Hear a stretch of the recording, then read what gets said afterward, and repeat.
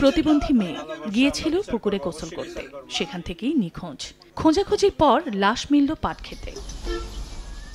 গত ২৮ জুন দুপুরে ফরিদপুরের ভাঙা পৌর সদরের হোগলাডাঙ্গির সদরদি গ্রামে এ ঘটনা ঘটে। পরে ওই কিশোরের মা বাদী হয়ে অজ্ঞাতনামাদের আসামি করে মামলা দায়ের করেন।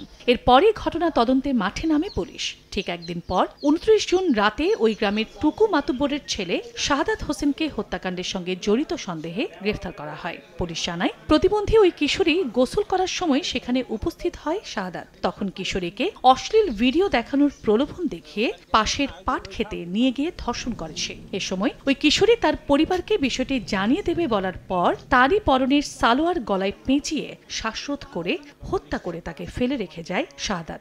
তাকে আমরা যখন এই তার বাবার স্বীকারোক্তিমূলক যে আমরা যখন জানতে পারি তার ছেলে এই অপরাধটা করেছে, তখন আমরা এলাকায় অভিযান করি, তাকে তার বাড়িতেই আমরা পাই।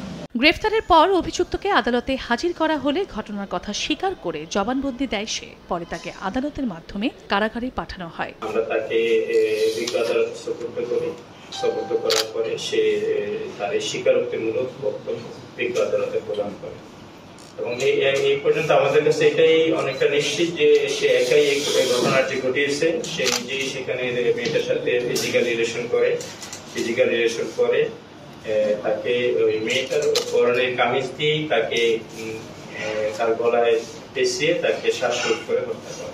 আসামি শাহাদাত নবম শ্রেণীর শিক্ষার্থী। সময় সংবাদ, ফরিদপুর।